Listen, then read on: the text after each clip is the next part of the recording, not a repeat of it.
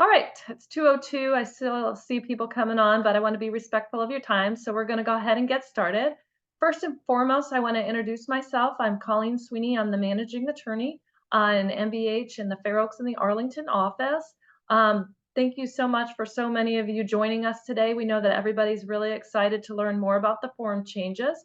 MBH is really here to be your partner throughout the year. And so I wanted to just let you know that we have a whole CE lineup and that is going live on our webpage. So each month we have a CE which you can join. Feel free to look at our webpage and sign up for any of them.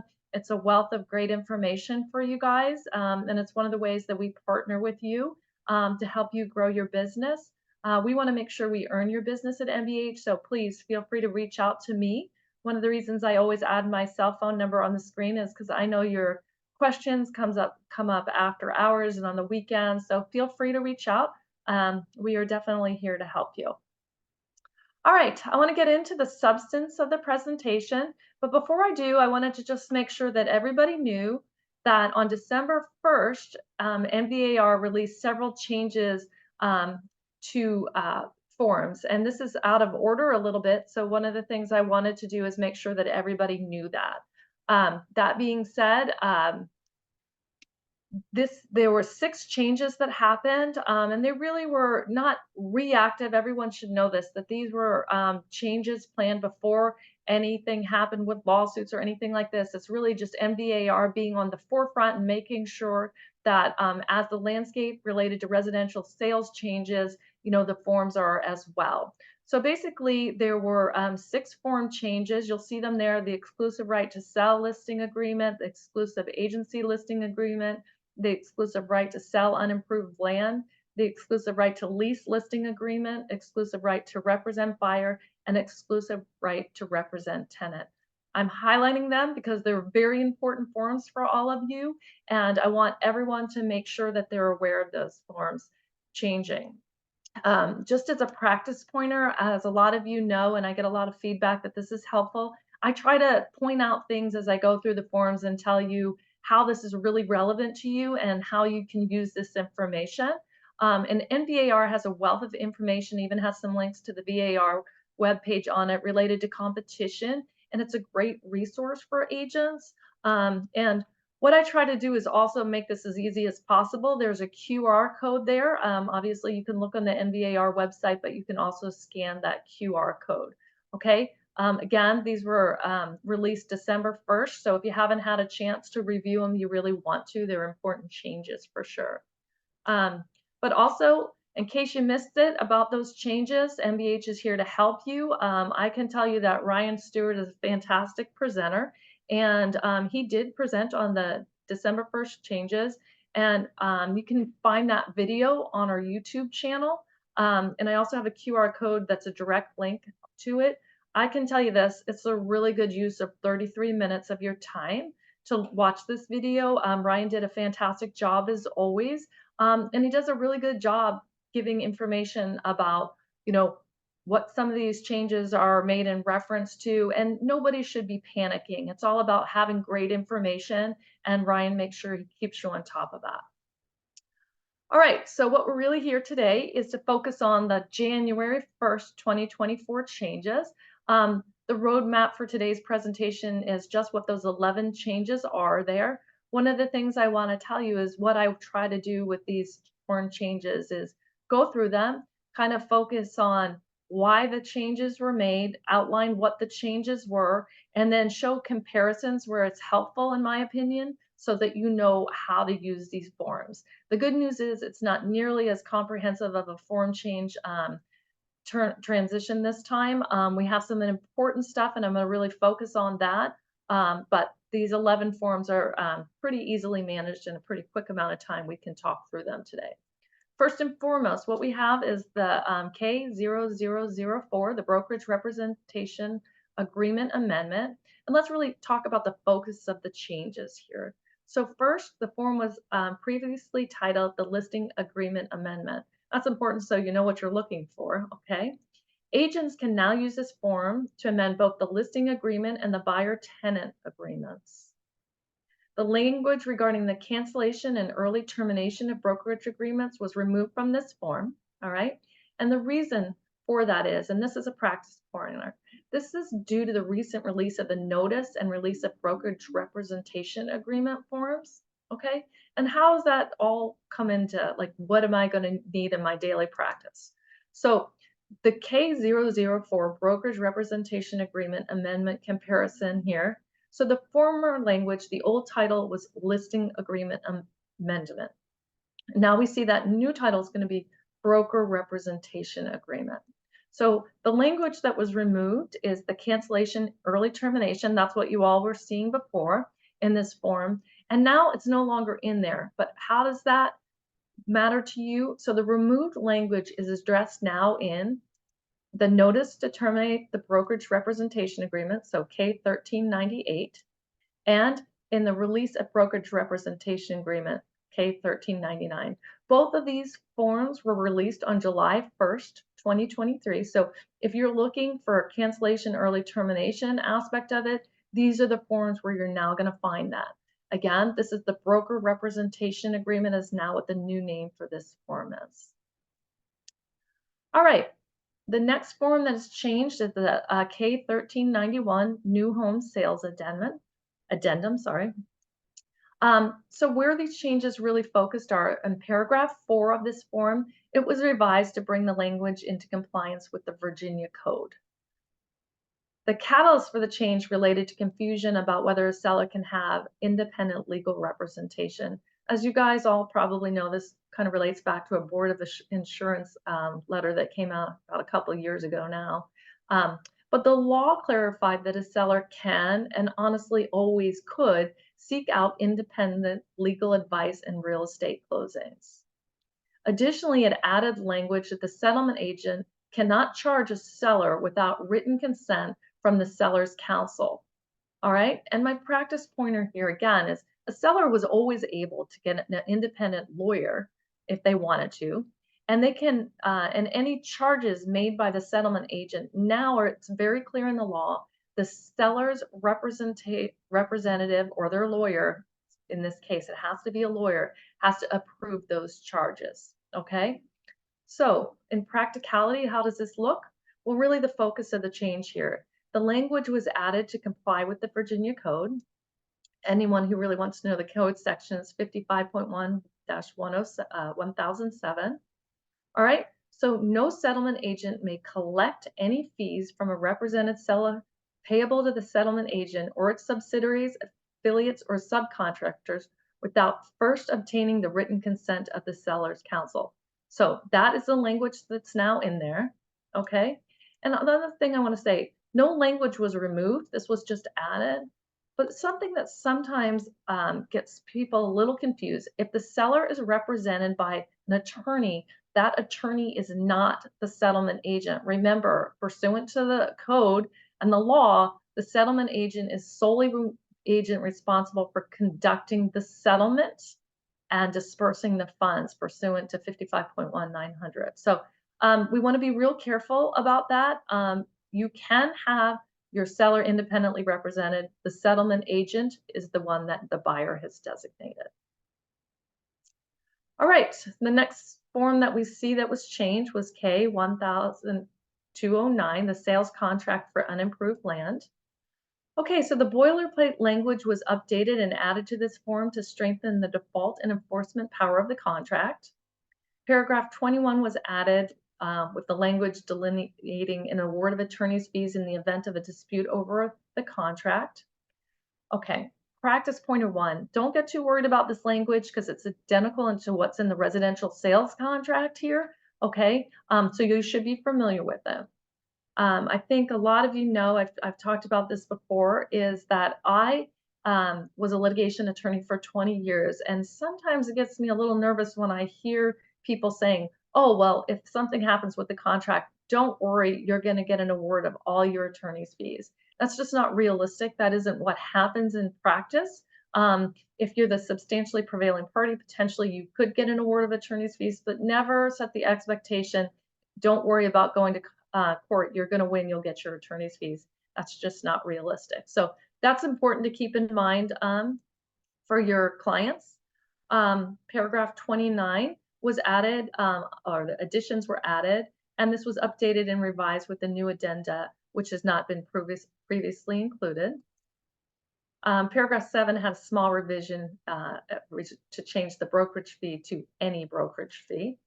And then really the form was just streamlined to include defined terms to mirror the residential sales contract.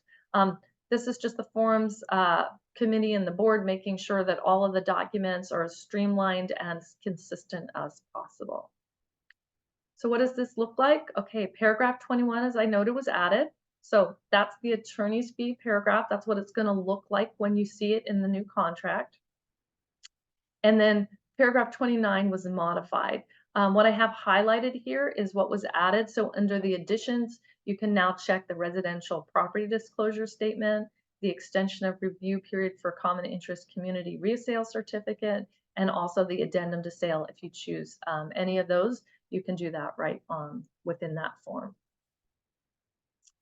All right, this one is usually the one that everyone gets a little nervous about, the residential sales contract. Well, good news. This one seems to be a hit this year of what the change was here. Paragraph 16 regarding the wood destroying insects was revised to clarify that the seller is only obligated to treat for live wood destroying insects and or to make repairs for any damage that might be identified in the WDI report, regardless of whether that damage resulted from live or dead insects. This was something that the NVAR hotline got a lot of questions about, and it really is a direct response to people saying, hey, this has caused a lot of confusion. When you have questions about the forms, you can always call the NVAR hotline. When they see a lot of the same questions coming up, that's one of the ways that they use that to steer whether, in fact, that they want to make a change or need to look at something specific. So use them. I'm also going to be the chair next year for the forms committee. You can always reach out with ideas.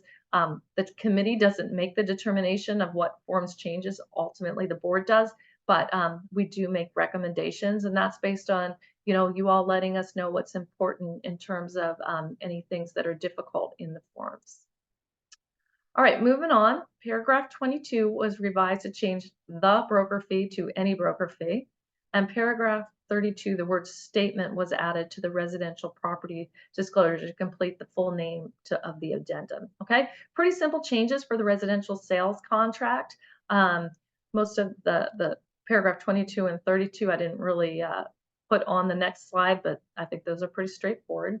This is the one that you really want to look at, paragraph 16 modification. And again, for live wood destroying insects was clarified.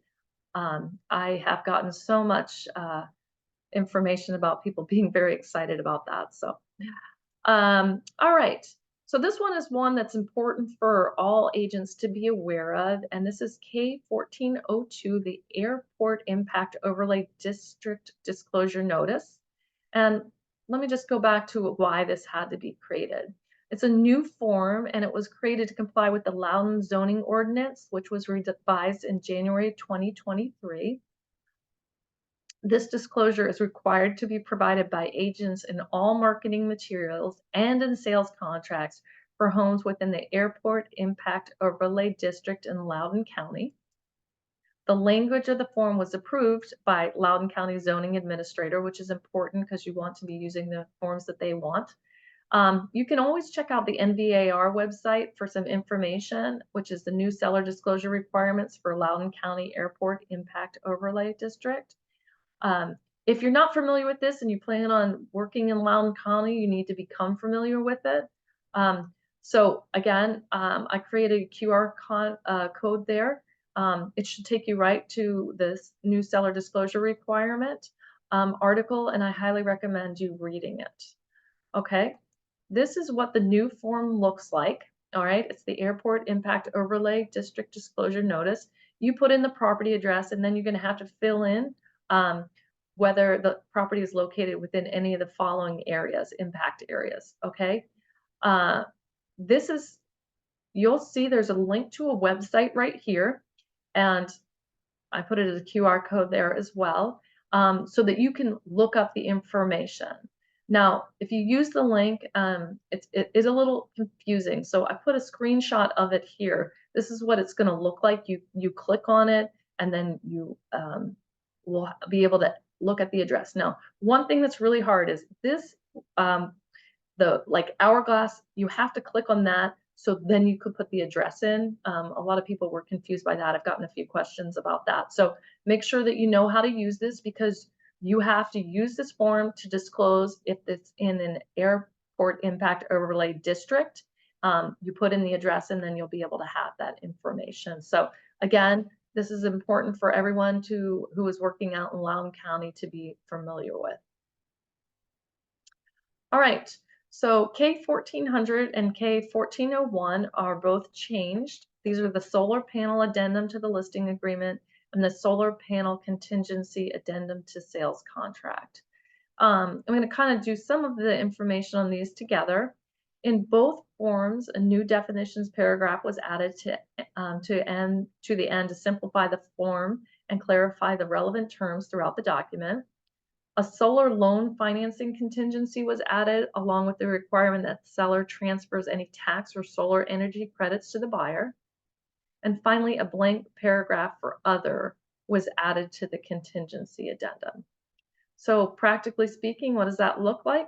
Okay, so the definitions that were added are right here. You'll see solar panel was defined. I'm not going to read it to you, but you should all become familiar with it. Solar panel documents was also defined, as was solar loan.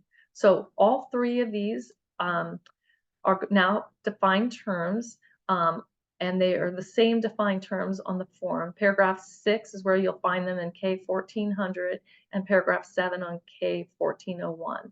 Whenever we use defined terms, you want to make sure you're familiar with them, and that your client is as well. So practically with regard to this too, let's kind of look at how has it changed.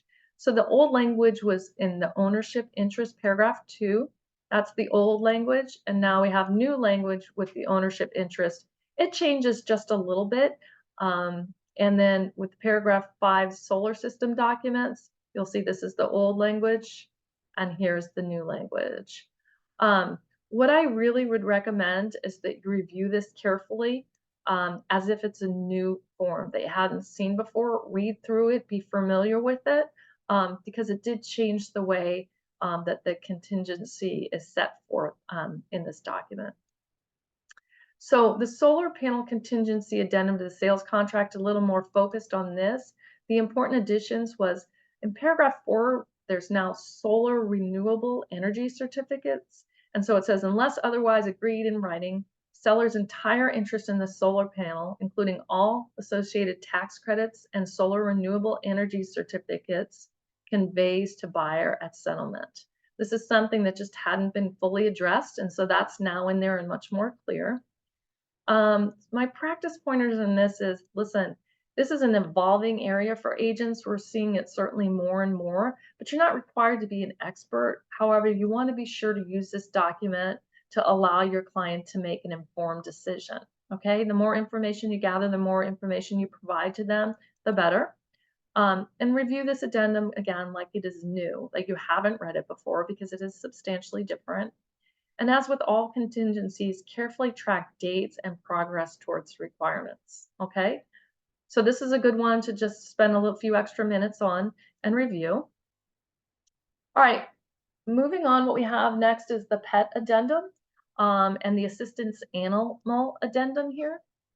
What we see is paragraph 1 of both of these forms was updated to clarify the type and the breed for identifying the feature of the animal, and to cover situations where the tenant was unsure of the exact breed.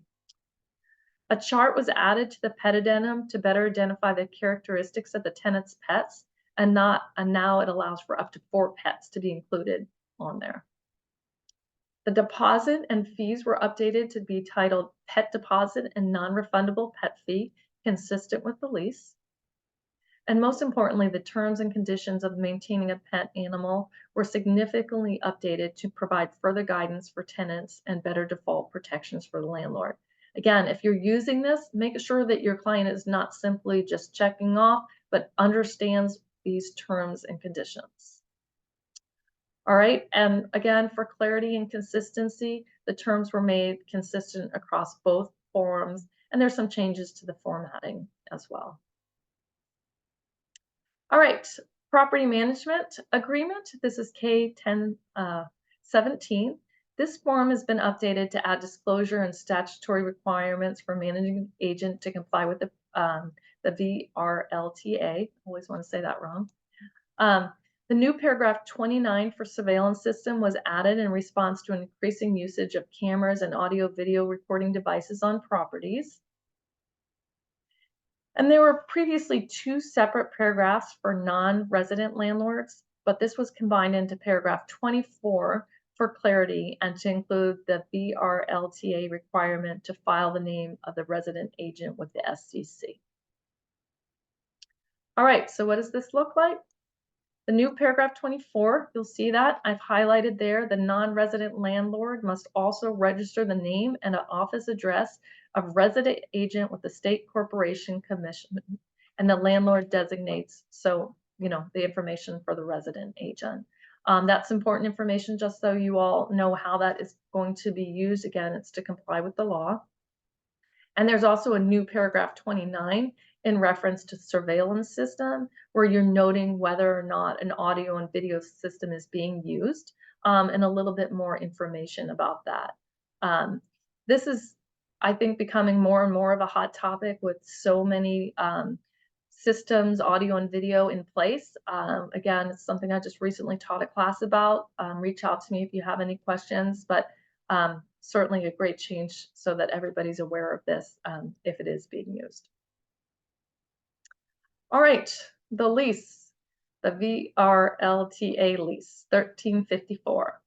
The requirement to register the resident agent for non-resident landlords with the SEC and the surveillance system paragraphs were added to remain consistent with the agreement, the property management agreement. This is the paragraph specifically that was added, the appointment of the resident agent by non-resident landlord. This is pretty much what we had just, I had just referenced as well. I want to just make one note to you for my practice pointer. The language related to the surveillance system paragraph is not currently in the educational version. NVAR is working on with the forms provider to add in this information. I tell you that because on the NVAR website, it says that this is one of the changes that were made. I went back and reviewed it, and I didn't see it, and it's because it's not there. So hopefully that gets updated, but if you're scanning through the documents and you can't find it, that's the reason for that. All right, the tenant's obligation to return all keys was changed from a negotiable to a required task. Great change there. The requirement to professionally treat the unit for fleas and ticks was removed from paragraph 19, as it is now covered comprehensively by the pet and assistant animal addendums. And then paragraph 5A, 27 and 30 were updated substantially to bring the default and enforcement and termination provisions into compliance with the recent changes in the VRLTA. So the good news is that is all of the changes. We are here at MBH to help you with these changes if you have any questions. And again, I really recommend going back and paying some attention to the Airport Overlay District issue in Loudoun County. Review the changes that happened on December 1st as well, and maybe Ryan's video. Again, great use of your time. And know that we're always here. If you have any questions, my email is there, my phone number is there. Feel free to reach out to us. And we thank you so much for joining us in this webinar. Have a great day and happy holidays.